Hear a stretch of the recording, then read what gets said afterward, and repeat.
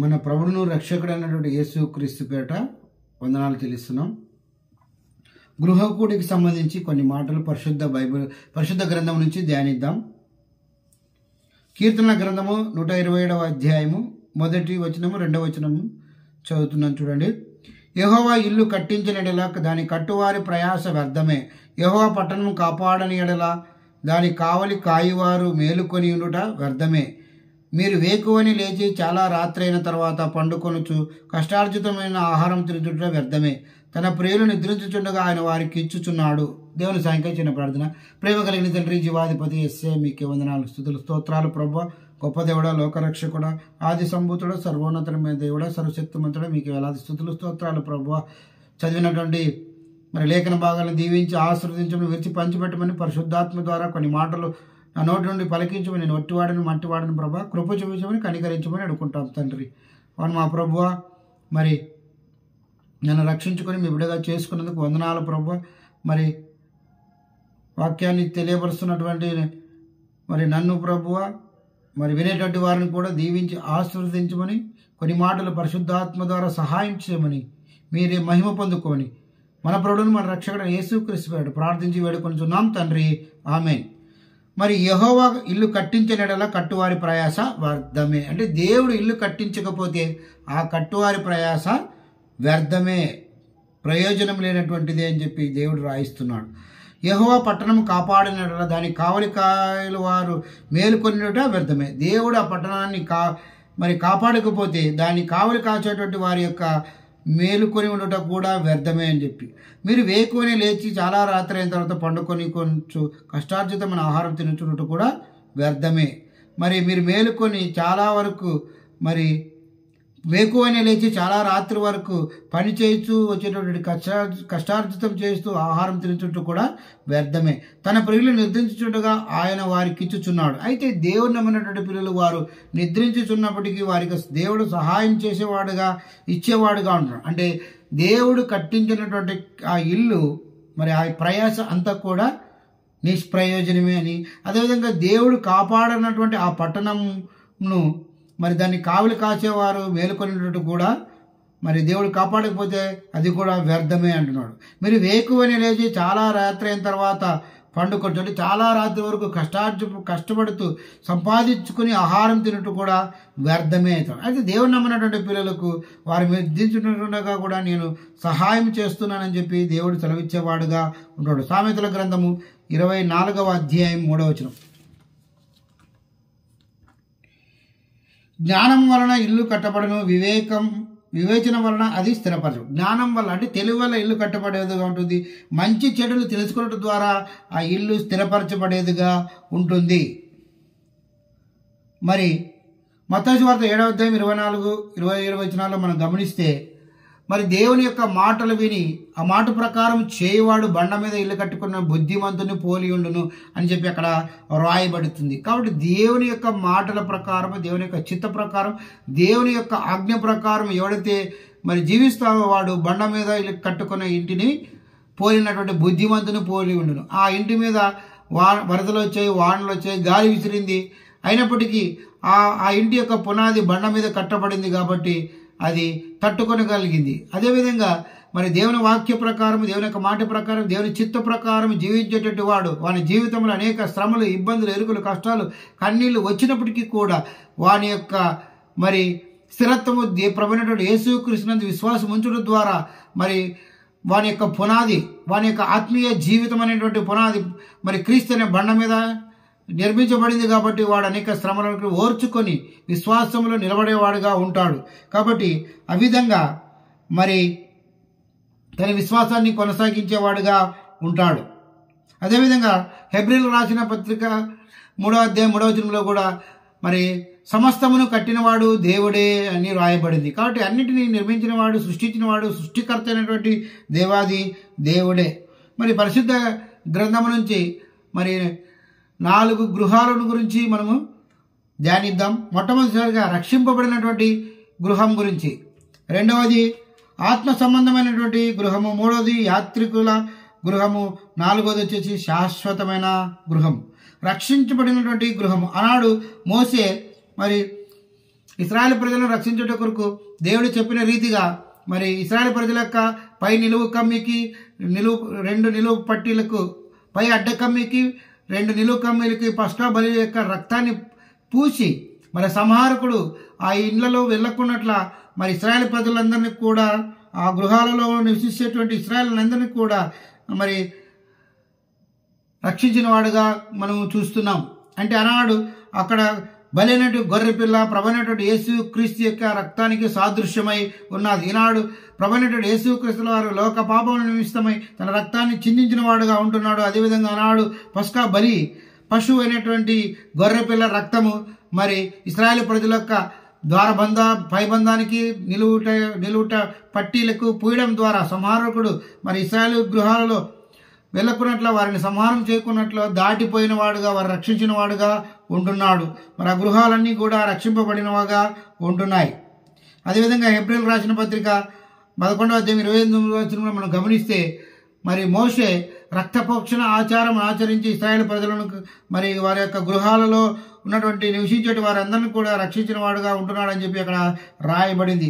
యోషువ 2వ అధ్యాయం 18-21 వచనంలో మనం గమనిస్తే మరి అక్కడ రాహాబ్ అనేటువంటి వేశ్య వెరుకోని వేగు చూడడానికి వెళ్ళినటువంటి మరి ఇశ్రాయేల్ ప్రజలను ఇశ్రాయేల్ ఇద్దరిని వారిని కిటికీ గుండా దింపి వారిని రక్షించడం ద్వారా మరి ఆమె ఒక వాగ్దానాన్ని తీసుకుంది.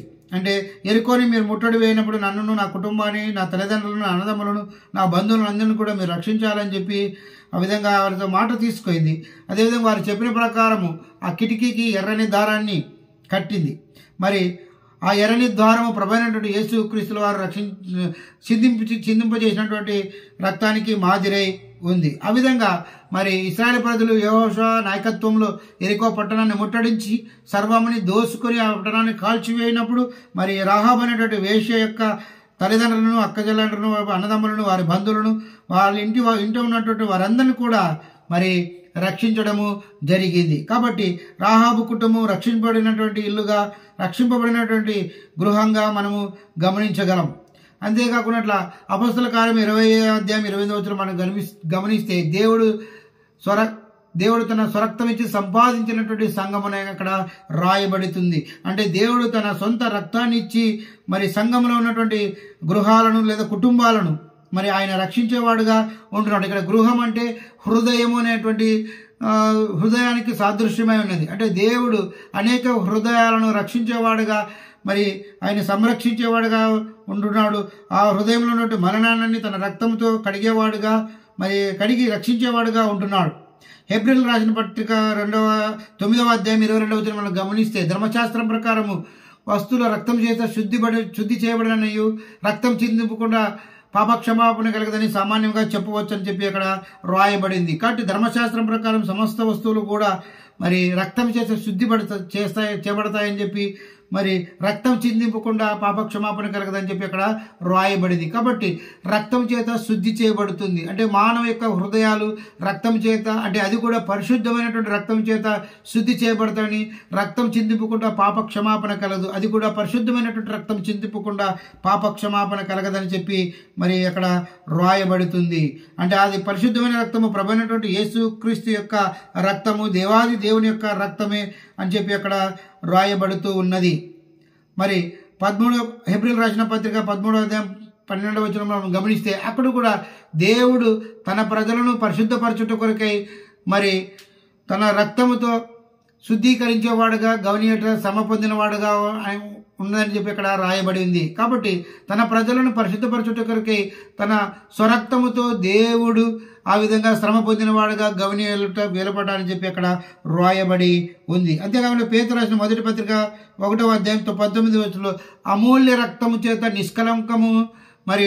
నిష్కలంకమైనటువంటిది మరి నిర్దోషమైనటువంటి గొర్రెపిల్లంటి క్రీస్తు రక్తం చేత మనం విమోచింపబడిన వారు కాదా అని చెప్పి దేవుడు అక్కడ ఇచ్చేవాడుగా ఉంటాడు. కాబట్టి మనం మూల్యం చెల్లించలేనిది, వెలకట్టలేనిది, విలువైనది, ఘనమైనది, గొప్పది, పరిశుద్ధమైనటువంటి క్రీస్తు రక్తం చేత మరి విమోచించబడిన వారుగా, రక్షింపబడిన వారుగా, విముక్తి చెందిన వారుగా, విడుదల పొందిన వారుగా, అంధకార సంబంధమైనటువంటి పాపము నుండి రక్షింపబడిన వారుగా మనము ఉంటున్నామని చెప్పి ఇక్కడ రాయబడింది. అంతేకాకుండా ప్రభువైనటువంటి యేసుక్రీస్తు యొక్క రక్తము నిష్కలంకమైనది, కలంకము లేనటువంటి, ఎటువంటి మచ్చ లేనటువంటిది, నిర్దోషమైనటువంటి, ఎటువంటి దోషము, పాపము, డాగు, మచ్చ లేనటువంటిది. మరి గొర్రెపిల్ల వంటి రక్తము, గొర్రెపిల్ల యొక్క రక్తం ఏ విధంగా అంటే పరిశుద్ధంగా ఉంటుందో, స్వచ్ఛంగా ఉంటుందో, అదేవిధంగా ప్రభువైనటువంటి యేసుక్రీస్తు కూడా, క్రీస్తు యొక్క రక్తం కూడా పరిశుద్ధమైనది. అందుకే ప్రభువైనటువంటి యేసుక్రీస్తుల వారు ఈ లోకంలో నాలో పాపం ఉన్నదని ఎవరు స్థాపించగలరు అని చెప్పి ప్రపంచానికి సవాలు విసిరినటువంటి ఏకైక దేవుడు. యోహాను రాసిన మొదటి పత్రిక 1వ అధ్యాయం 7వ వచనంలో మనం గమనిస్తాము, యేసు రక్తము ప్రతి పాపం నుండి మమ్మల్ని కడిగి పవిత్రపరచునని చెప్పి అక్కడ రాయబడి ఉంది. కాబట్టి ప్రభువైనటువంటి యేసుక్రీస్తు యొక్క రక్తమే మన పాపములను కడిగి పవిత్రపరిచేదిగా ఉంటుంది. కాబట్టి మానవుని యొక్క హృదయాన్ని, లేక మానవ యొక్క గృహాలను, లేదా మానవ యొక్క మరి తలంపులను, ఆలోచనలను, హృదయాలను మరి కడిగి రక్షింపజేసేటువంటి ఏకైక రక్తము ప్రభువైనటువంటి యేసుక్రీస్తు యొక్క రక్తమే. అంతేకాకుండా అపోస్తుల కార్యములు 16వ అధ్యాయం 31లో మరి ప్రభువైనటువంటి యేసుక్రీస్తు నమ్ముకో, అప్పుడు నీవు ఇంటి వారు రక్షింపబడదురని చెప్పి ఇక్కడ రాయబడి ఉంది. మరి చెరసాల నాయకుని విషయంలో మరి అక్కడ చెరసాల నాయకుడు ఆయన కుటుంబంలో, ఆయన బంధువులను, చుట్టుపక్కల వారందరూ కూడా ప్రభువైనటువంటి యేసుక్రీస్తు నమ్ముకొని రక్షింపబడిన వారుగా, రక్షింపబడినటువంటి ఇల్లుగా ఉంటున్నారు. అంతేకాకుండా కొర్నేలి కూడా తాను, తన కుటుంబం వారు, తన బంధువులందరూ కూడా రక్షింపబడినటువంటి గృహంగా ఉంది.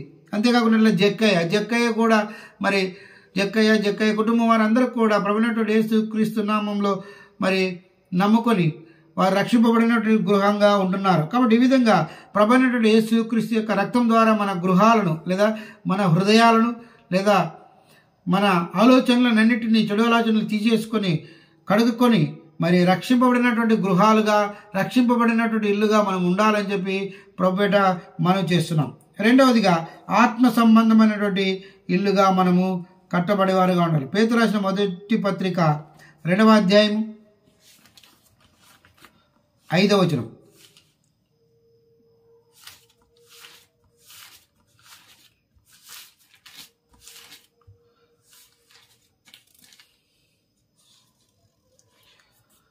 యేసుక్రీస్తు ద్వారా దేవునికి అనుకూలమునకు ఆత్మ సంబంధమైన బలులు అర్పించే వారిగా ఉన్నాం. మనం యేసుక్రీస్తు ద్వారా దేవునికి, మరి తండ్రి అయినటువంటి దేవునికి ఆత్మ సంబంధమైన బలులు. ఆత్మ సంబంధమైన బలులు అంటే ఆత్మను రక్షించగలిగినటువంటి బలులు, అంటే ప్రేమ, దయ, కరుణ, వాత్సల్యము అనేటువంటి ఆత్మ సంబంధమైన బలులు కలిగి పరిశుద్ధమైనటువంటి యాజకులు అంటే దేవునికి, ప్రజలకు మధ్యవర్తిగా ఉండేటువంటి వారు. ఆ విధంగా అనేకమైన అన్యులను మరి దేవుని దగ్గరికి నడిపించేటువంటి వారుగా, పరిశుద్ధ యాజకులుగా ఉండి మరి సజీవమైన రాళ్ళవలే, అంటే జీవమైనటువంటి రాళ్ళవలే లేకున్నట్ల సజీవం అంటే కదిలేటువంటి ఆత్మ సంబంధమైనటువంటి మందిరముగా కట్టబడేటువంటి రాళ్ళుగా మనం ఉండాలని చెప్పి ఇక్కడ దేవుడు సెలవిచ్చేవాడుగా ఉంటున్నాం. కాబట్టి ఆ విధంగా అన్యులను దేవుని దగ్గరికి నడిపించి మరి వారిని రక్షించేవారుగా, ఆత్మ సంబంధమైనటువంటి బలులు అర్పించేవారుగా ఉండాలి.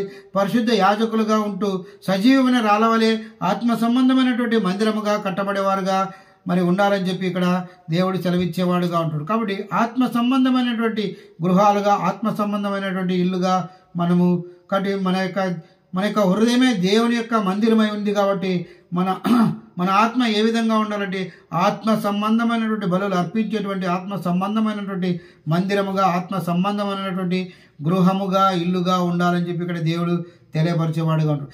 ఇదిగో నేను ముఖ్యమును ఏర్పరచబడినది అమూల్యమునకు మూలరాతిని సియోనులో స్థాపించుచున్నాను, ఆయనందు విశ్వసించువాడు ఏమాత్రము సిగ్గుపడడు అను మాట లేఖనముందు రాయబడి. కాబట్టి లేఖనములలో మరి ఈ విధంగా రాయబడుతుంది, నేను ముఖ్యమును అమూల్యమైనటువంటి మూలరాతిని సియోనులో స్థాపించుచున్నాను, ఆయనందు విశ్వసించువాడు ఏమాత్రం సిగ్గుపడు అని చెప్పి. అంటే సియోనులో ప్రభువైనటువంటి యేసుక్రీస్తుల వారు జన్మిస్తాడని చెప్పి, ఆయనందు విశ్వాసించేవాడు ఎవడు కూడా సిగ్గుపడు అని చెప్పి మరి ఏ విధంగా రాయబడుతుంది. విశ్వసించిన మీకు ఆయన అమూల్యమైన వాడు. విశ్వసించిన వారికి అయితే ఇల్లు కట్టువారు ఏ రాతిని నిషేధించారో అదే మూలకు తలరాయను. కాబట్టి విశ్వసించినటువంటి మీకు ప్రభువైనటువంటి యేసుక్రీస్తుల వారు అమూల్యమైన వాడు, అంటే మూల్యము చెల్లించలేనివాడు, వెలకట్టలేనివాడు, ఎంతో విలువైన వాడు. అయితే విశ్వసించని వారికైతే ఇల్లు కట్టువారు ఏ రాజునైతే నిషేధించరో అదే మూలకు తలరాయను. కాబట్టి ఆయన నిషేధించిన వారుగా అంటుంటారు. అయితే ఆయనే మూలకు తలరాయను. ఆయనే ముఖ్యమైన వాడు, మరి అమూల్యమైన వాడు, గొప్పవాడు. మరి వారి యొక్క ఇల్లు లేదా లెక్క గృహాలు లేక వాళ్ళ హృదయం కడగబడాలంటే ప్రభు అయినటువంటి యేసుక్రీస్తు ద్వారానే మరి అది జరిగేదిగా ఉంటుంది. మరియు అది అడ్డురాయు అడ్డుబండయు ఆయను. మరి ప్రభు అయినటువంటి యేసుక్రీస్తుల వారు అనేక దుష్టత్వానికి దుర్మార్గాలు కలిగినటువంటి వారికి అడ్డురాయిగాను అడ్డుబండుగాను, మరి ఇశ్రాయేలు ప్రజలకైతే మరి ఆయన అడ్డుబండుగాను ఉండేవాడుగా ఉంటున్నాడు. కట్టువారు వాక్యం కవిదేలే తొట్టిల్లుతున్నారు. అయితే ఇల్లు కట్టువారు లేదా మరి దేవుని యొక్క వాక్య ప్రకారము దేవుని యొక్క ఇల్లు లేదా హృదయాలను కట్టేటువంటి వారు వాక్యమునికి అవిధేలై తొట్టిల్లేవారుగా ఉంటారు. అనేక మంది ఈనాడు వాక్యాన్ని బోధించేటువంటి వారు, వాక్యాన్ని చెప్పేటువంటి వారు మరి వాక్యానికి అవిధేలై తొట్టిల్లేవారుగా మరి ఈనాడు అనేక ధన సంపాదన కోసము, డబ్బు కోసము, ఆస్తి కోసము, పేర్ల కోసము మరి సంఘాలలో మేము కనపడాలనే ప్రత్యేకమైనటువంటి ఉద్దేశాలతోనూ మరి ఇంకా కొంతమంది అయితే మరి సేవకుల దగ్గర పెద్దల దగ్గర ఒకరి గురించి ఒకరు సాడీలు చెప్తూ మరి వాక్యము కవిదేలై తొట్టిల్లేవారుగా ఉంటున్నారు. మేమే కనపడాలా, స్వనీతి కలిగిన వారై వాక్యముకు కవిదేలై తొట్టిల్లేవారుగా ఉంటున్నారు. వారు అందుకే నియమింపబడినారని చెప్పి ఇక్కడ దేవుడు రాయిచ్చేవాడుగా ఉంటాడు. అయితే మీరు చీకటిలో నుండి ఆశ్చర్యకరమైన తన వెలుగులోకి మిమ్మల్ని పిలిచిన వారి గుణాతిశయమును పరిచయం చేయం.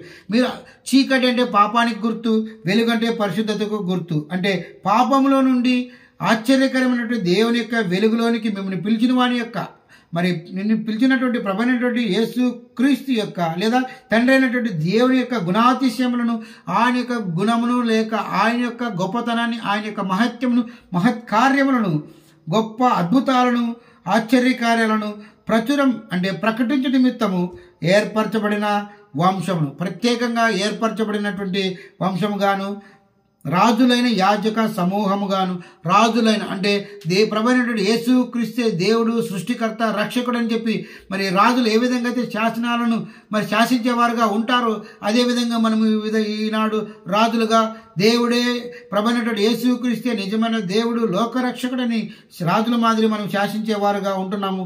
అంతేకాకుండా యాజక సమూహములుగా అంటే యాజకులు అంటే ఎవరు? దేవునికి మనుషులకు మధ్యవర్తులుగా వ్యవహరించేటువంటి వారు. అంటే అనేక మంది అన్యజనులైనటువంటి వారిని మనము యాజకుల మాదిరి దేవుని దగ్గరికి చేర్చి అనేక ఆత్మను రక్షించే వారంగా ఉంటున్నాం. కాబట్టి మనం ఆ విధంగా యాజక సమూహం గాను పరిశుద్ధ జనము గాను, ఆయన నేను పరిశుద్ధుడు కనుక మీరు కూడా పరిశుద్ధులై ఉండుడి అన్న మాట ప్రకారం మరి పరిశుద్ధ జనముగా ఉంటున్నాము.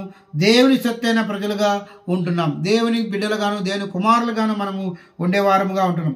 ఒకప్పుడు ప్రజగా ఉండక ఇప్పుడు దేవుని ప్రజ. ఒకప్పుడు మనం ప్రజగా అన్య జనాంగం వలె ఉంటుంది, ఆయన ప్రజగా ఉండలేదు. అయితే ఇప్పుడు దేవుని బిడ్డలై దేవుని ప్రజలై ఉన్నాం. ఒకప్పుడు కనికరింపబడక ఇప్పుడు కనికరింపబడిన వారమైతే, ఒకప్పుడు మనము కనికరింపబడక ఇప్పుడు కనికరింపబడి ఆయన బిడ్డలుగాను ఆయన కుమారులుగాను ఆయన కుమార్తెలుగాను మనము మరి ఈనాడు పిలబడే వారముగా ఉంటున్నాం. లూకాసు వార్త 12వ అధ్యాయం 16వ వచనంలో మనం గమనిస్తే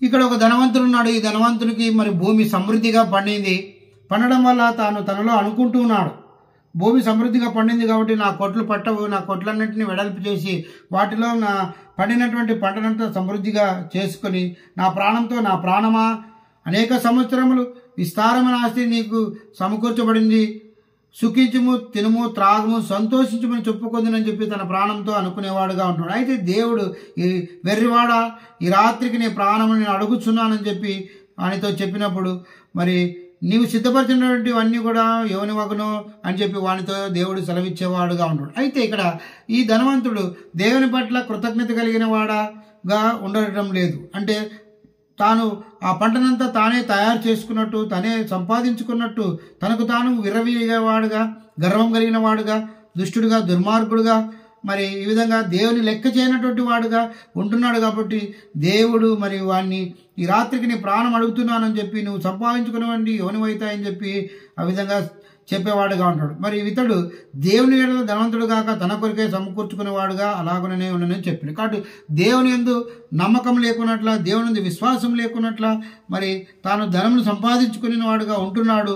అందును బట్టి ఆ విధంగా దేవుడు వాడిని ఉన్న పాలన అంటే హఠాత్తుగా మరి దుర్మార్గుడు హఠాత్తుగా మరణించని వాక్యం నెరవేరినట్లు, అయితే దుర్మార్గుడు మరణించుట నాకు సంతోషం లేదు, వాడు మారితేనే నాకు సంతోషమని దేవుడు సెలవిచ్చిన ప్రకారం మరి ఈ ధనవంతుడు మరి దేవుని మైమర్చిన వాడుగా మరి దుష్టత్వం కలిగిన వాడుగా ఉంటున్నాడు. కాబట్టి మరి ఈ విధంగా మనము ఉండేవారుగా ఉండకూడదు, దేవుని యందు నమ్మిక ఉంచేవారంగా ఉండాలి. మార్కు సువార్త 10వ అధ్యాయం 23 వచనంలో మనం గమనిస్తే అక్కడ మరి ఒక యవనస్తుడు అధికారి ఇశ్రాయేలీయుడు మిగుల ఆస్తి కలిగినటువంటి వాడు ప్రభువైనటువంటి యేసుక్రీస్తు దగ్గరికి వచ్చి నిత్య జీవం పొందుటకు నేనేం చేయాలంటే మరి ధర్మశాస్త్రం ప్రకారం నడుచుకున్నప్పుడు నేను అన్నీ చేస్తున్నానప్పుడు అయితే నీకు ఒకటి కొద్దిగా ఉంది, నీ ఆస్తి నమ్మి బీదలకిమ్ము, నువ్వు నన్ను వెంబడించమన్నప్పుడు అతడు మిగుల ఆస్తి గలవాడు కాబట్టి సనుక్కుంటూ గొనుక్కుంటూ వెళ్ళిపోయేవాడుగా ఉంటాడు. అందును బట్టి ప్రభు మరి ధనవంతులు దేవుని రాజ్యంలో ప్రవేశించుట దుర్లభం అని చెప్పి, వంటే సూది భుజంలో దూరుట సులభం అని చెప్పి అక్కడ సెలవిచ్చేవాడుగా ఉంటున్నాడు. అయితే మరి ఎలాంటి ధనవంతులు అంటే తమ ఆస్తి యందు నమ్మిక ఉంచి ధనవంతులు దేవుని రాజ్యంలో ప్రవేశించుట దుర్లభం అంటారు. కాబట్టి అందరూ ధనవంతులు కాదు, ఎవరైతే తమ ఆస్తి యందు దేవుని కంటే ఎక్కువగా నమ్మకం కలిగి దేవుని కంటే ఎక్కువగా విశ్వాసం కలిగి జీవిస్తుంటారో అలాంటి ధనవంతులు దేవుని రాజ్యంలో ప్రవేశించుట దుర్లభం. అయితే తమ ధనము యందు నమ్మిక లేకున్నట్ల దేవుని యందు నమ్మిక కలిగినట్టు ధనవంతులు దేవుని రాజ్యంలో ప్రవేశించేవారుగా ఉంటారు. అంతేకాకున్నట్ల మరి ఒంటె సూది భుజంలో దూరట సులభము అని చెప్పి అక్కడ రాయబడి, ధనవంతులు దేవుని రాజ్యంలో ప్రవేశించుట కంటే ఒంటె సూది భుజంలో దూరట సులభం అని చెప్పి రాయబడి. అంటే ఒంటె పెద్దగా ఉంటుంది, సూది భుజం చిన్నదిగా, రంధ్రం చిన్నదిగా ఉంటుంది, దాంట్లో దూరుతుందని కాదు. అయితే అక్కడ ఆ కాలంలో యెరూషలేము ప్రాకారములు చుట్టూ ఉన్నటువంటి తలుపులు మూయబడిన తర్వాత సూది భుజమైనటువంటి చిన్న రంధ్రములో ఒక్కొక్క వ్యక్తి దూరి లోపలికి ప్రవేశించేవారుగా ఉండేవారు. మరి ఆ సూది భుజంలో అయినా మరి ఒంటె దూరుతుందేమో కానీ కష్టపడి మరి ఈ ధనవంతులు దేవుని రాజ్యంలో ప్రవేశించరు అని చెప్పి ఇక్కడ దేవుడు సెలవిచ్చేవాడుగా ఉంటున్నాడు. అంటే ఏ ధనవంతులు అంటే తమ ఆస్తి యందు నమ్మిక ఉంచినటువంటి ధనవంతులు మాత్రమే. మనము అబ్రహాము ధనవంతుడే, మరి ఇస్సాకు యాకోబుల ధనవంతుడే, చక్రవర్తి అయినటువంటి మరి దావీదు మహారాజు ధనవంతుడే, అంతెందుకు మరి గొప్ప ధనవంతుడు యోబు కూడా ధనవంతుడు. వీరందరూ కూడా తమ ఆస్తి యందు నమ్మకం లేకున్నట్ల దేవుని యందు నమ్మిక కలిగి జీవించిన వారుగా ఉంటున్నారు. కాబట్టి వారు పరలోక రాజ్యమును చేరిన వారుగా ఉంటున్నారు.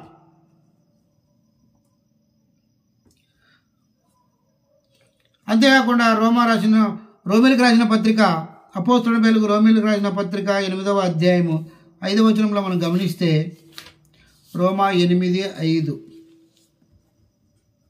శరీరానుసారం శరీర విషయముల మీద మనసూత్రులు, ఆత్మానుసారులు ఆత్మ విషయం మీద మనసూత్రులు. కాబట్టి ఆత్మానుసారులు ఆత్మ సంబంధించినటువంటి విషయాల మీద మనసుంచేవారుగా ఉంటారు.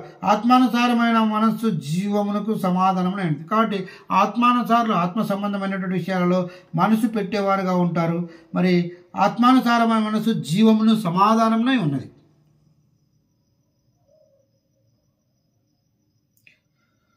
దేవుని ఆత్మ మీలో నివసించినట్లా మీరు ఆత్మ స్వభావం కలవారే కానీ శరీర స్వభావం కలవారు కారు. కాబట్టి దేవుని ఆత్మ మనలో నివసిస్తే మనము ఆత్మ సంబంధమైనటువంటి గృహము. కాబట్టి ఆత్మ సంబంధమైనటువంటి గృహాలు లేదా ఆత్మ సంబంధమైనటువంటి ఇల్లుగా కట్టబడినటువంటి వారు ఎలా ఉండాలంటే దేవుని యొక్క ఆత్మను కలిగిన వారుగా ఉండాలని చెప్పి ప్రభుపేట మనవి చేస్తున్నాం.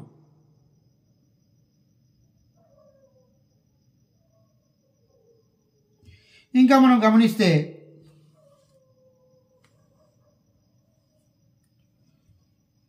కాబట్టి సహోదరులారా, శరీరానుసారంగా ప్రవర్తించుటకు మనము శరీరానికి రుణస్థులం కాము. మీరు శరీరానుసారంగా ప్రవర్తించినలా చావాల్సిన వారు ఎదురు కానీ ఆత్మచేత శరీర క్రియలను చంపినలా జీవించరు. కాబట్టి ఆత్మచేత శరీర క్రియలను చంపేవారుగా ఆత్మ సంబంధమైనటువంటి ఇల్లుగా కట్టబడాలంటే ఆత్మచేత మనం శరీర క్రియలను చంపేవారంగా ఉండాలి.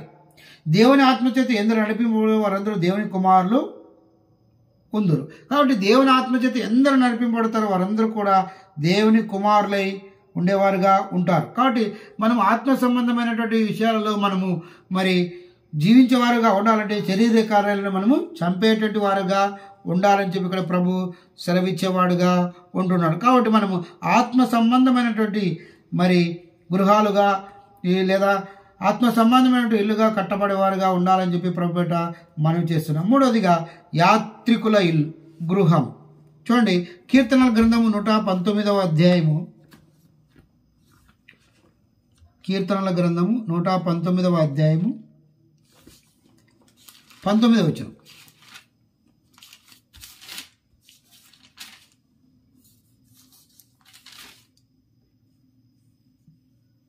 నేను భూమి మీద పరదేశినై ఉన్నాను, నీ ఆజ్ఞలు నాకు మరుగు చేయకము. కాబట్టి కీర్తనకారుడు రాస్తున్నాడు, నేను భూమి మీద పరదేశినై ఉన్నాను అంటే నేను భూమి మీద యాత్రికునై ఉన్నాను, మరి నీ ఆజ్ఞలు నాకు మరుగు చేయకు, నీ మాటలు నాకు మరుగు చేయవద్దు అంటున్నాడు. నేను భూమి మీద పరదేశినై యాత్రికునై ఉన్నాను కాబట్టి నీ మాటలు నాకు మరుగు చేయవద్దు అంటున్నాడు. అక్కడ 54వ వచనంలో మనం గమనిస్తే, యాత్రికుడనైనా నేను నా బసలో పాటలు పాడుటకు నీ కట్టడలు హేతువులాయను. కాబట్టి నేను యాత్రికుడైనటువంటి నేను నా బసలో నీ నీ నీ పాటలు పాడుటకు నీ కట్టడలు హేతువులాయను. కాబట్టి నేను యాత్రికుడై భూలోకంలో జీవిస్తున్నంత కాలము మరి నీ కట్టడలను అనుసరించేవాడుగా ఉంటూ నీ మాటల ప్రకారం నీ వాక్య ప్రకారము జీవిస్తూ నీ పాటలు పాడేవాడుగా జీవించేవాడుగా ఉంటున్నాను. నా బస ఉన్నంతకాలం అంటే నేను యాత్రికుడై మరి నా బస భూమి మీద ఉన్నంత కాలము నేను ఎంతో భయభక్తులు కలిగి జీవించేవాడుగా ఉంటానని చెప్పి ఇక్కడ మరి కీర్తనాకారుడు రాసేవాడుగా ఉంటున్నాడు. హెబ్రీయులకు రాసిన పత్రిక 11వ అధ్యాయము 10వ వచనం.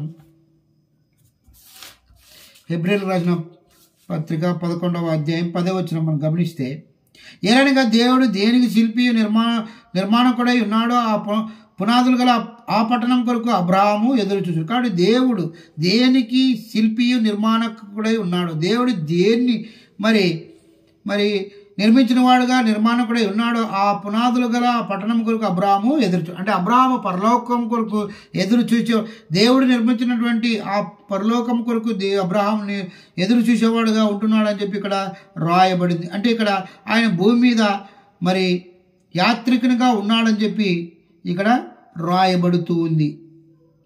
13వ వచనం, వీరందరూ ఆ వాగ్దాన ఫలమును అనుభవింపకపోయినను దూరం నుండి చూచి వందనం చేసి తాము భూమి మీద పరదేశులను యాత్రికులై ఉన్నామని ఒప్పుకొని విశ్వాసం గల వారే మృతి నొందిరి.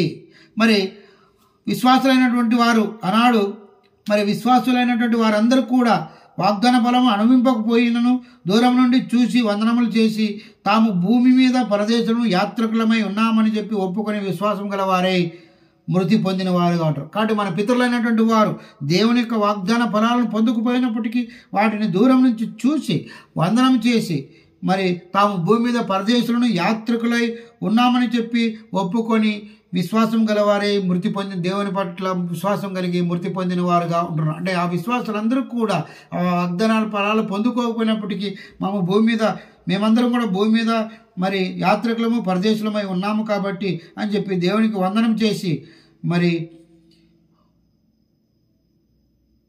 యాత్రికులు పరదేశులై ఉన్నామని ఒప్పుకొని మరి విశ్వాసం గలవారే మృతి పొందిన వారుగా ఉంటున్నారు. అక్కడ హెబ్రీయులకు రాసిన పత్రిక 13వ అధ్యాయం 14వ వచనం, నిలవరైన పట్టణం మనకి ఇక్కడ లేదు కానీ ఉండబోచున్న దానికోసము ఎదురు చూచుచున్నాము అని చెప్పి, అంటే ఇక్కడ నిలవరమైనటువంటి పట్టణం మనకి లోకంలో లేదు.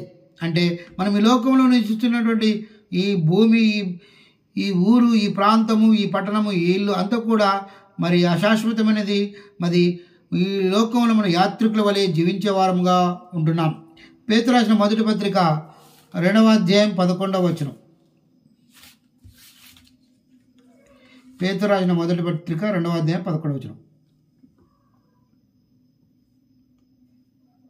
ప్రియులారా మీరు పరదేశులను యాత్రికులనై ఉన్నారు కనుక ఆత్మకు విరోధంగా పోరాడు శరీరాశలను విసర్జించి. కాబట్టి ప్రియులారా మీరు ఈ లోకంలో పరదేశులను యాత్రికులై ఉన్నారు కాబట్టి ఆత్మకు విరోధమైనటువంటి శరీరాశలను విసర్జించే వారుగా ఉండాలని చెప్పి ఇక్కడ పేతురు అపోస్తలుడైన పేతురు రాసేవాడుగా ఉంటున్నాడు. కాబట్టి మనం ఈ లోకంలో యాత్రికులు పరదేశులై ఉన్నాం కాబట్టి శరీర కార్యాలను చంపుట కొరకు, ఆత్మకు విరోధమైనటువంటి కార్యాలను చంపుట కొరకు శరీరాశలను విసర్జించేవారుగా ఉండాలని చెప్పి ఇక్కడ దేవుడు సెలవిచ్చేవాడుగా ఉంటున్నాడు. 12 అన్యజనులను మిమ్మల్ని ఏ విషయంలో దుర్మార్గులను దూషించారో ఆ విషయంలో వారు మీరు సత్క్రియలు చూసి వాటిని బట్టి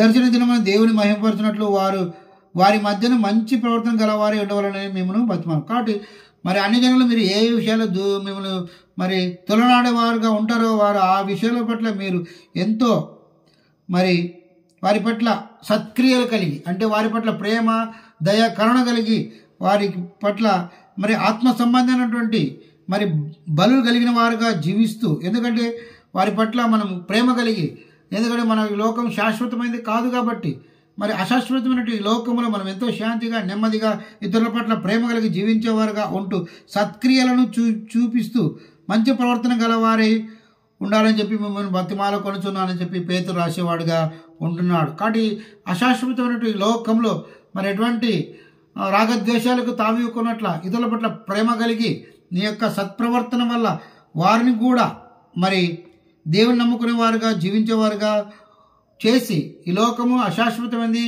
ఇది కొంతకాలమే ఉండేది, ఇది యాత్రికుల యొక్క మరి లోకము, యాత్రికులు ఉండేటువంటి గృహము, ఇల్లు అని చెప్పి వారికి తెలియపరుస్తూ మనము వాటి ప్రకారము జీవిస్తూ శాశ్వతమైన ఇంటి కొరకు జీవించేవారుగా ఉండాలని చెప్పి ప్రభుపేట మనం చేస్తున్నాం. ఫిలిప్పీయులకు రాసిన పత్రిక 3వ అధ్యాయము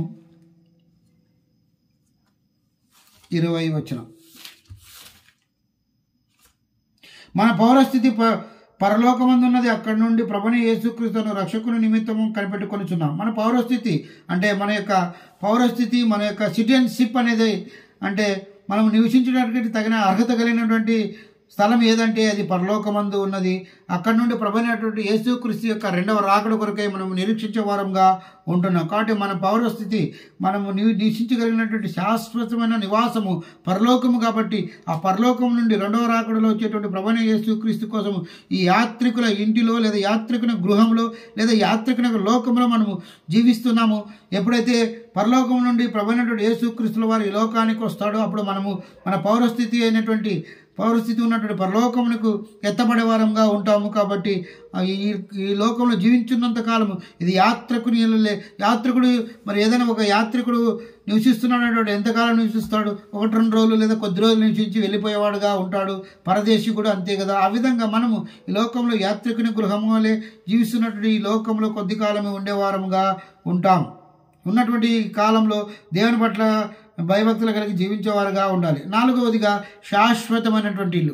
కీర్తనల గ్రంథము 90వ అధ్యాయము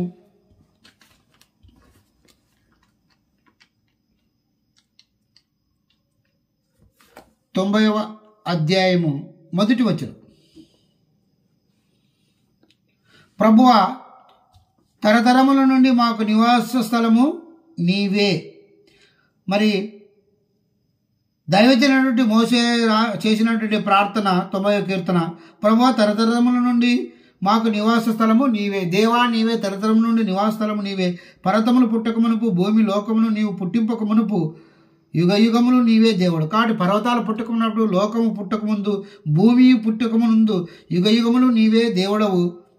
నీవు మనుషులను మట్టికి మార్చుతున్నావు, నరలారా తిరిగి రండి అని నీవు సెలవిస్తున్నావు. మనుషులను మట్టికి మార్చుతున్నావు అంటే మనుషులను మరణానికి గురి చేసేవాడుగా ఉంటున్నావు. నరలారా తిరిగి రండి అని చెప్పి నీవు సెలవిచ్చేవాడుగా ఉంటున్నావు. అంటే నరలారా తిరిగి రండి అంటే నరలారా మీరు మరలా నా దగ్గరికి రండి అని చెప్పి మరి మనుషులను పిలిచేటువంటి వాడుగా ఉంటాడు. అంటే శాశ్వతమైనటువంటి నీ లోకానికి, శాశ్వతమైనటువంటి నీ స్వాస్థానికి, శాశ్వతమైనటువంటి నీ పరలోకానికి నరలారా తిరిగి రండి అని చెప్పి వారికి సెలవిచ్చేవాడుగా, వారిని పిలిచేవాడుగా ఉంటున్నావు. 10వ వచనం. మా ఆయుష్కాలం 70 సంవత్సరములు, అధిక బలం ఉన్న ఎడల 80 సంవత్సరములగును. అయినను వాటి వైభవం ఆయాసమే, దుఃఖమే. కాబట్టి మా ఆయుష్కాలము 70 సంవత్సరములు, అధిక బలం ఉన్న చోట 80 సంవత్సరాలు, అది కూడా వాటి వైభవం ఆయాసము దుఃఖమే. అంటే ఈ లోకంలో మేము 70 లేదా 80 సంవత్సరాలు జీవిస్తాము, అది కూడా మరి ఎంతో దుఃఖభరితమైనదిగా ఆయాసభరితమైనదిగా జీవించే వారంగా ఉంటాము. మరి మాకు ఈ లోకం శాశ్వతమైంది, మరి శాశ్వతమైనది అయితే పరలోకమే అని చెప్పి మరి మీరు నరలారా తిరగరండి అని చెప్పి శాశ్వతమైనటువంటి స్వాస్థ్యముకు, శాశ్వతమైన పరలోకముకు, శాశ్వతమైన నిత్య జీవములకు రావాలని చెప్పి నరులను మీరు పిలిచేవారుగా ఉంటున్నారు. 89వ కీర్తనల గ్రంథం 89:48. మరణమును చూడక బ్రతుకున్న నరుడెవడు, పాతాళం యొక్క వశం కాకుండా తను తాను తప్పించుకుని వాడేవాడు. కాబట్టి మరణం చూడకుండా బ్రతుకు నరుడు ఒక్కడు కూడా. ప్రతి మానవుడు కూడా మరణించేవాడుగా ఉంటున్నాడు. అయితే పాతాళం యొక్క వశం కాకుండా తను తాను తప్పించుకోగలిగినటువంటి వాడు ఎవడు? కాబట్టి మరణం చూస్తాడు, పాతాళమును తప్పించుకోగలిగిన మానవుడు ఒక్కడు కూడా లేడు. అందరూ కూడా మరణించేవారుగా, పాతాళానికి వెళ్ళేవారుగా ఉంటున్నారు. అయితే ప్రభువైనటువంటి యేసుక్రీస్తునందు విశ్వాసం కలిగి జీవించినటువంటి వాడు మరి పరలోకానికి లేదా నిత్య జీవానికి వెళ్ళేవాడుగా ఉంటున్నాడని చెప్పి పరిశుద్ధ గ్రంథము సెలవిస్తుంది. కాబట్టి మేము ఆ విధంగా మరి నిత్య జీవానికి వెళ్ళేటువంటి వారుగా మనం అందరం కూడా ఉండాలని చెప్పి ప్రభుపేట మనవి చేస్తున్నాం. యోహాను రాసిన సువార్త 14వ అధ్యాయము 2వ వచనం. మరి దేవుడు ఏర్పాటు చేసినటువంటి మరి ఆ శాశ్వతమైన ఇంటి కోసము తన బిడ్డలైనటువంటి వారిని తీసుకుపోవటకు మరి ఆయన ఆ ఇంటిని సిద్ధపరిచేవాడుగా ఉంటున్నాడు. యోహాను సువార్త 14వ అధ్యాయము 2వ వచనం. నా తండ్రి ఇంట అనేక నివాసములు కలవు, లేని యెడల మీతో చెప్పుదును, మీకు స్థలము సిద్ధపరచ వెళుతున్నాను. కాబట్టి నా తండ్రి ఇంట అంటే పరలోకములో అనేక నివాసాలు ఉన్నాయి, లేకుంటే నేను చెప్పేవాడిని. మరి మీకు స్థలం సిద్ధపరచుటకు వెళుతున్నాను. నేను వెళ్ళి మీకు స్థలం సిద్ధపరచబడినలా నేనుండు స్థలంలో మీరుండు లాగున మరలా వచ్చి నా ఎదురుటకు మిమ్మల్ని తీసుకొని పోదును. కాబట్టి నేను వెళ్ళి మీకు స్థలం సిద్ధపరిచి మరలా నేను మీ ఇక్కడికి వచ్చి మిమ్మల్ని తీసుకొని పోవటకు వస్తానని చెప్పి దేవుడు సెలవిచ్చేవాడుగా ఉంటున్నాడు. కాబట్టి మరి నా తండ్రి ఇంట అనేక నివాసాలు ఉన్నాయని చెప్పి ప్రభువైనటువంటి యేసుక్రీస్తుల వారు సెలవిచ్చేవాడుగా ఉంటాడు. అంటే పరలోకంలో అనేక నివాసాలు ఉన్నాయి, మీకు ఆ స్థలాన్ని సిద్ధపరచుటకు నేను వెళుతున్నాను, మరలా రెండవ రాకడలో వచ్చి మిమ్మల్ని తీసుకొని వెళ్తానని చెప్పి దేవుడు అన్నాడు తన యొక్క శిష్యులతో మరి సెలవిచ్చేవాడుగా ఉంటున్నాడు. మరి దేవుడు ఏర్పాటు చేసేటి ఆ పరలోక పట్టణంలో ఉన్నటువంటి ఆ ఇండ్లను, మరి ఆ గృహాలను, ఆ శాశ్వతమైనటువంటి ఇంటిని మనము గమనిస్తే ప్రకటన గ్రంథము 21వ అధ్యాయం 18వ వచనం.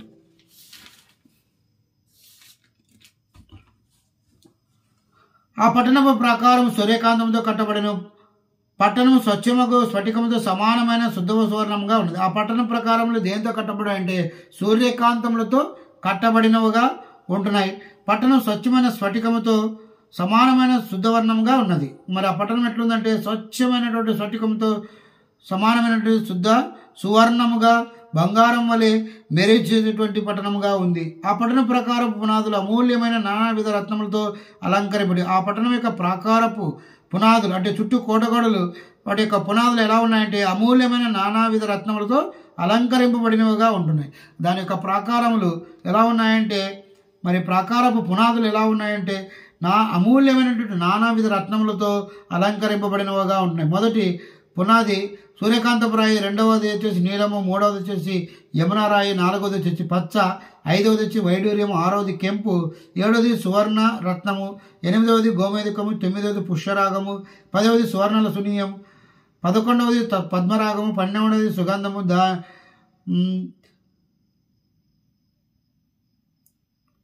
ఆ విధంగా కాబట్టి ఈ విధంగా 12 మరి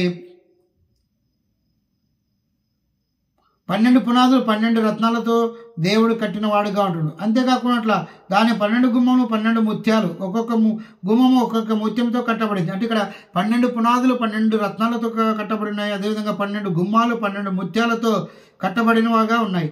పట్టణపు రాజవీధి శుద్ధ సువర్ణమయమే స్వచ్ఛమైన స్ఫటికమును పోలింది. కాబట్టి పట్టణం యొక్క రాజవీధి అంటే రాజవీధి నడుచుకుంటూ వెళ్ళేటువంటి మార్గం ఎలా ఉందంటే సువర్ణమయమే, బంగారమయమే, స్వచ్ఛమైనటువంటి స్ఫటికమును పోలి ఉన్నది. దానిలోని ఏ దేవాలయము నాకు కనబడలేదు. సర్వాధికారి అయినటువంటి దేవుడకు ప్రభు గొర్రెపిల్లయు దానికి దేవాలయం అని. కాబట్టి ఆ పట్టణంలో మరి ఏ విధమైనటువంటి దేవాలయం నాకు కనబడలేదు. సర్వాధికారి అయినటువంటి దేవుడకు ప్రభువును గొర్రెపిల్లైన దానికి దేవాలయం అని. కాబట్టి ఆ పట్టణంలో ఎటువంటి దేవాలయం మనకు కనపడలేదు. అయితే సర్వాధికారి అయినటువంటి దేవుడకు ప్రభువును గొర్రెపిల్ల గొర్రెపిల్లి దానికి దేవాలయమై ఉన్నారు.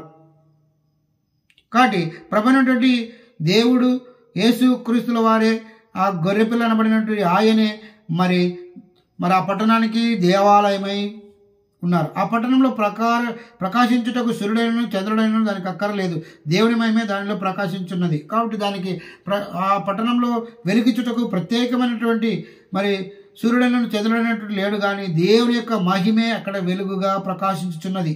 గొర్రెపిల్లే దానికి దీపము, ప్రభువైనటువంటి యేసు క్రీస్తుల వారే దానికి వెలుగుగా ఉన్నాడు. జనములు దాని వెలుగునందు సంచరించుతురు, బురాగులు తమ మహిమ దానికి తీసుకొని వత్తురు. అక్కడ రాత్రి లేనందున దానికి గుమ్మలు పకటి ఏమాత్రము వేయబడవు. కాబట్టి ఆ విధంగా ఆ పట్టణంలో మరి ఏ విధమైనటువంటి సూర్యుడు కానీ చంద్రుడు కానీ లేదు, కానీ దేవుని యొక్క మహిమే అక్కడ వెలుగును ఇచ్చేదిగా ఉంది. కాబట్టి అక్కడ ఆ పట్టణపు యొక్క ప్రకారములు 12 రత్నముల చేత పునాది వేయబడినగా ఉంటున్నాయి. ఆ పట్టణం యొక్క 12 గుమ్మాలు 12 యొక్క మరి ముత్యాల చేత కట్టబడినవాగా ఉంటూ ఉన్నాయి. కాబట్టి ఆ పట్టణం ఎంతో సుందరముగా రత్నముల చేత ముత్యాల చేత నిర్మింపబడినవాదిగా ఉంటుంది. అది శాశ్వతమైనటువంటి దేవుని యొక్క లోకము. మరి ఆ శాశ్వత నుండి ఇంటిని మనం పొందుకునేవారుగా ప్రతి ఒక్కరూ మరి దేవుని యొక్క వాక్య ప్రకారం జీవించేవారుగా ఉంటూ ఈ విధంగా మరి పరిశుద్ధ గ్రంథంలో చెలివిచ్చిన ప్రకారం 4 గృహాలైనటువంటి రక్షింపబడినటువంటి ఇల్లుగా, మరి ఆత్మ సంబంధమైనటువంటి ఇల్లుగా, యాత్రికుల ఇల్లుగా, శాశ్వతమైన ఇల్లుగా మనము మరి ఈ లోకంలో జీవిస్తున్నంతకాలం రక్షింపబడినటువంటి గృహాలుగా, మరి ఆనాడు మరి కొర్నేలి చెరసాల నాయకుడు జక్కయ్య అనేటువంటి వారు మరి వారి యొక్క ఆత్మను రక్షించుకోవడమే కాకుండా, అంటే తమను తాము రక్షించుకోవడమే కాకుండా తమ యొక్క గృహాలను తమ యొక్క ఇంటిని కూడా రక్షించుకునేవారుగా, రక్షింపబడినటువంటి ఇల్లుగా వారు జీవించారు. అదేవిధంగా ఆత్మ సంబంధమైనటువంటి ఇల్లుగా మరి పరిశుద్ధ గ్రంథంలో అనేక మంది, మరి పౌలైతేనేమి, తిమోతి అయితేనేమి, ఈ విధంగా అనేక మంది మరి ఆత్మ సంబంధమైనటువంటి ఇల్లుగా కట్టబడిన వారుగా జీవిస్తూ మరి పరలోక రాజ్యమును చేరిన వారుగా ఉంటున్నారు. అంతేకాకుండా మరి యాత్రికుని ఇల్లుగా, యాత్రికుని గృహాలుగా మరి అబ్రహాము, విశ్వాసులకు తండ్రి అయినటువంటి అబ్రహాము గుడారాలను నివసిస్తూ మరి ఈ లోకం శాశ్వతమైనది కాదని చెప్పి గుడారాలను నివసిస్తూ యాత్రికునిగా ఈ లోకంలో జీవిస్తూ మరి అనేక మంది విశ్వాసులైనటువంటి వారు యాత్రికులుగా జీవిస్తూ పరదేశులుగా జీవిస్తూ పరలోక రాజ్యమును పొందుకొని మరి విశ్వాసం ఉంచిన వారుగా, మృతి చెందిన వారుగా మనము గమనిస్తున్నాం.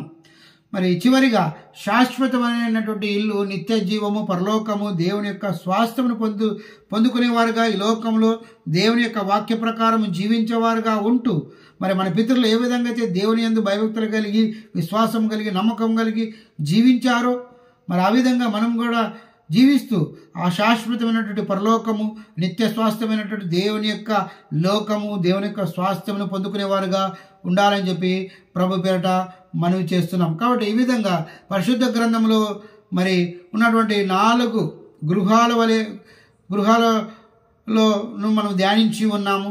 ఆ విధంగా ఈ లోకంలో జీవించున్నంత కాలము మరి రక్షింపబడినటువంటి గృహంగాను, ఆత్మ సంబంధమైనటువంటి గృహంగాను, యాత్రికుని ఇల్లుగాను, చివరిగా మరి పరలోకాన్ని లేదా నిత్య జీవాన్ని పొందుకునేటువంటి శాశ్వత ఇల్లును చేరుకునేవారుగా ఈ లోకంలో జీవించాలని చెప్పి ప్రభుపేట మనవి చేస్తున్నాం. దేవుడు చిన్న వాక్యాన్ని దీవించి ఆశీర్వదించును గాక. ఆమేన్.